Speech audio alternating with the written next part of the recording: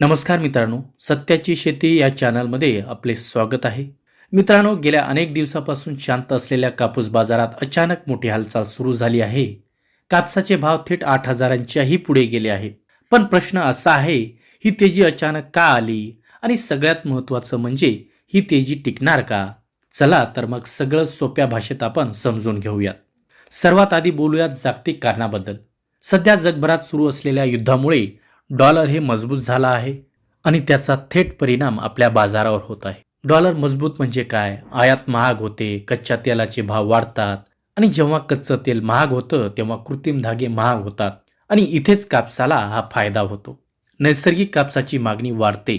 आता पाहूया भारतातील मोठी घडामोड. मित्रांनो, यावेळी सीसीआयने गेमच बदलला आहे.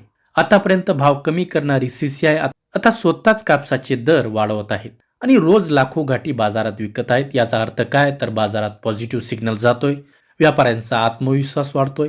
यासोबतच आणखी एक मोठी बातमी आहे. चीन, बांगलादेश आणि व्हिएतनाम या देशांकडून भारताकडे जोरदार मागणी सुरू झाली आहे. कारण काय? तर ब्राझील आणि अमेरिका येथून कापूस आणणं हे महाग आणि जोखमीचं झालं आहे. म्हणून भारत सध्या एक सुरक्षित आणि स्वस्त पर्याय बनला आहे.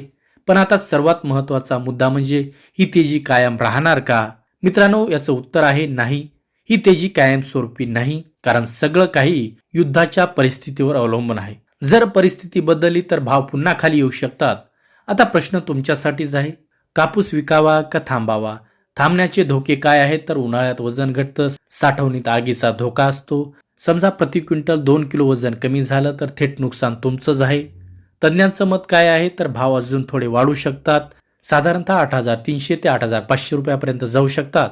पण 9,000 किंवा 10,000 जाण्याची शक्यता ही खूपच कमी आहे. म्हणून शेवटी एकच प्रश्न, आजचा खात्रीशीर फायदा घ्यायचा की उद्याच्या अनिश्चित भावाची वाट पाहायची? हा निर्णय प्रत्येक शेतकऱ्याने स्वतःच्या परिस्थितीनुसार घ्यायला हवा.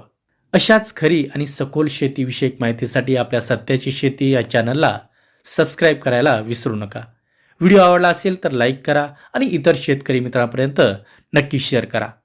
धन्यवाद.